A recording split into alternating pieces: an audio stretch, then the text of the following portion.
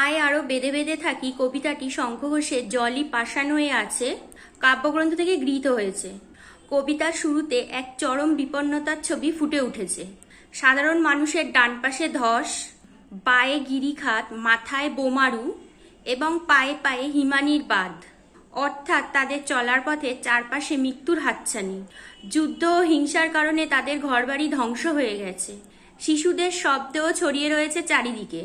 এই সাধারণ মানুষগুলোর কোনো ইতিহাস নেই, অথবা যে ইতিহাস আছে তা বিকৃত, যেখানে কেবল তাদের চোখ মুখ ঢাকা থাকে। পৃথিবী হয়তো বেঁচে আছে, কিন্তু সাধারণ মানুষের বেঁচে থাকার আর কোনো জায়গা অবশিষ্ট নেই।